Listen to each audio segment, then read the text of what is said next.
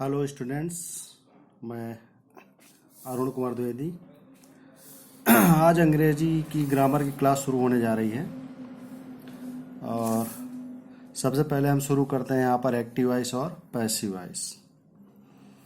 Active voice और passive voice का जो सबसे मेन बेस होता है वो होता है टेंस। टेंस पर जितनी अच्छी पकड़ होगी, एक्टिव वॉइस और पैसिव वॉइस को समझने में उतना ही आसानी हो जाएगी। यहाँ पर दो चीजें आती हैं, एक्टिव वॉइस और पैसिव वॉइस।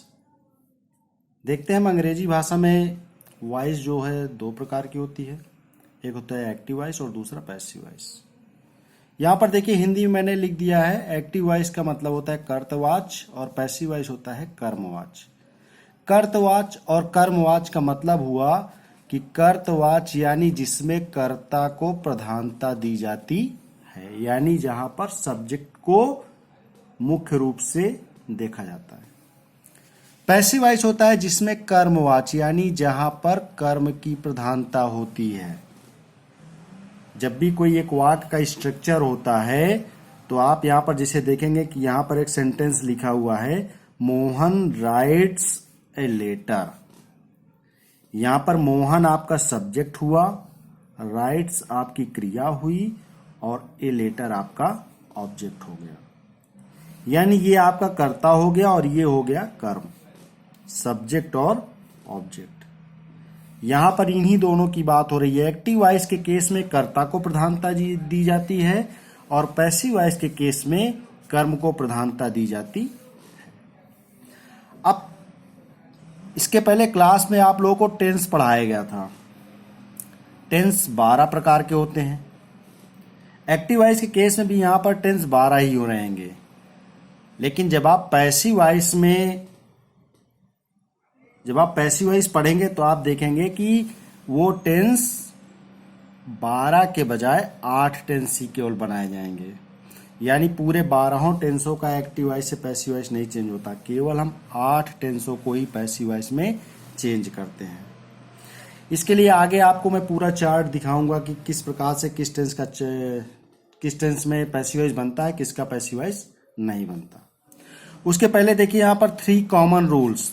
3 कॉमन रूल्स का मतलब हुआ 3 कॉमन नियम है, सामान्य नियम, जो हर जगह पर बराबर लागू होंगे। पैसिव वॉइस जब हम शुरू से अंत तक पढ़ेंगे तो आपको पहले पढ़ाया जा चुका है sentence, assertive sentence, interrogative sentence, imperative sentence, optative और एक्सक्लेमेटिव सेंटेंस। यहां पर भी हम उन्हीं सेंटेंस का अध्ययन करेंगे, लेकिन यहां केवल हम 3 सेंटेंस को ही पढ़ेंगे, असर्टिव सेंटेंस, इंट्रोगेटिव सेंटेंस और इंपरेटिव सेंटेंस। तो ये जो 3 कॉमन रूल्स है, इन 3 कॉमन रूल्स का प्रयोग आप तीनों सेंटेंस में देखेंगे। असर्टिव सेंटेंस में भी देखेंगे, इंट्रोगेटिव में भी और इंपरेटिव में। यानी कोई भी सेंटेंस रहे, कोई भी टेंस रहे, लेकिन ये जो 3 कॉमन नियम है ये बराबर सभी जगह पर लागू होंगे। अब वो 3 कॉमन नियम कौन से हैं ये भी देख लीजिए। यहां पर नियम नंबर पहला कह रहा है कि एक्टिव से पैसिव बनाते समय सब्जेक्ट को ऑब्जेक्ट और ऑब्जेक्ट को सब्जेक्ट के स्थान पर लाते हैं। कैसे? यहां पर एग्जांपल देखिए, मोहन राइट्स अ लेटर। ये अभी आपका एक्टिव वॉइस के केस में है, और जब हम इसको एक्टिव वॉइस से पैसिव वॉइस में चेंज करेंगे तो यहां पर देखिए कह रहा है कि एक्टिव से पैसिव बनाते समय सब्जेक्ट को ऑब्जेक्ट, यानी ये सब्जेक्ट आपका गया इधर और ऑब्जेक्ट को सब्जेक्ट। सबसे पहले एक्टिव वॉइस से पैसिव वॉइस बनाते समय ये चीज श्योर होना चाहिए कि उस वाक्य का सब्जेक्ट क्या है और उस वाक्य का ऑब्जेक्ट क्या है। अगर सब्जेक्ट और ऑब्जेक्ट की पहचान नहीं कर पाते हैं तो पैसिव वॉइस में चेंज करना काफी मुश्किल होता है। सब्जेक्ट होता है वाक्य का कर्ता, यानी जिसके द्वारा कार्य को किया जाता है, और ऑब्जेक्ट होता है कि कर्ता के द्वारा किया गया कार्य। यहां पर कार्य किसके द्वारा हो रहा है? मोहन के द्वारा। और कार्य हो क्या रहा है? पत्र को लिखने का। यानी कार्य को करने वाला सब्जेक्ट हो गया मोहन, और उसके द्वारा जो कार्य किया जा रहा है लेटर, वो हो गया ऑब्जेक्ट। अब यहां पर देखिए नियम कह रहा है, पहला नियम कह रहा है कि हम पैसिव वॉइस में बदलते समय सब्जेक्ट को ऑब्जेक्ट और ऑब्जेक्ट को सब्जेक्ट, यानी सब्जेक्ट जाएगा लास्ट में और ऑब्जेक्ट आएगा शुरू में। फिर दूसरा नियम कह रहा है कि पैसिव वॉइस बनाते समय ऑब्जेक्ट से ठीक पहले बाई का प्रयोग करते हैं।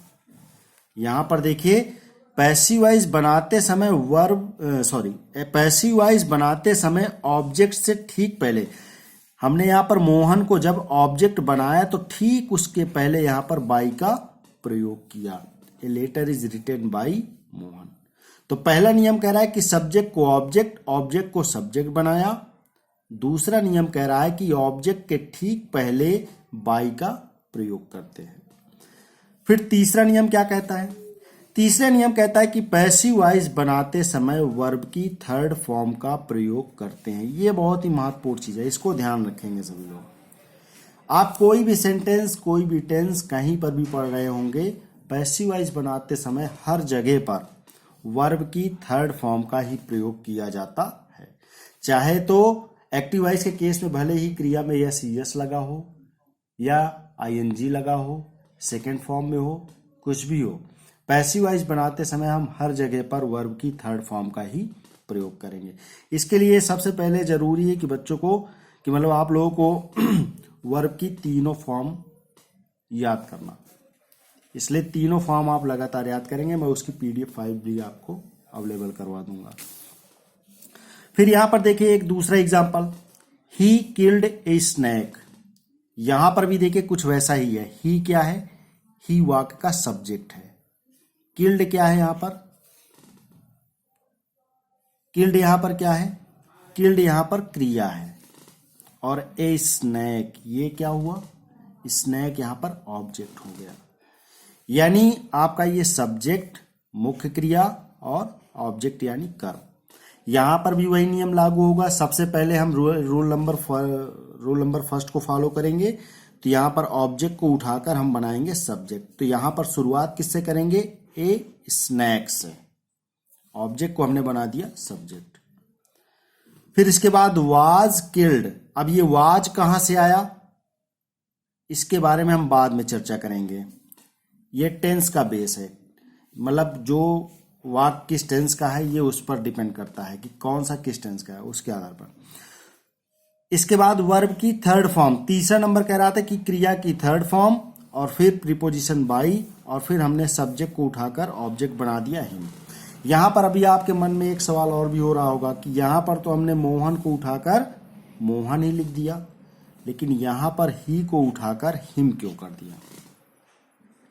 तो इसके लिए आपको केस पढ़ना पड़ेगा। इसके लिए मैंने आगे आपके लिए देखिए एक चार्ट बनाया हुआ है। यहां पर देखिए subject in active case, object in passive case.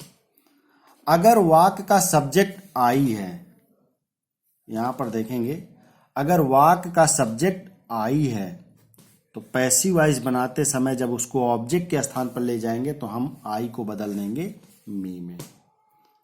फिर इसी तरीके से अगर सब्जेक्ट हमारा वहां पर वी है तो पैसिव वॉइस में बनाते समय जब हम उसको ऑब्जेक्ट के स्थान पर ले जाएंगे तो वहां पर कर देंगे उसको अस।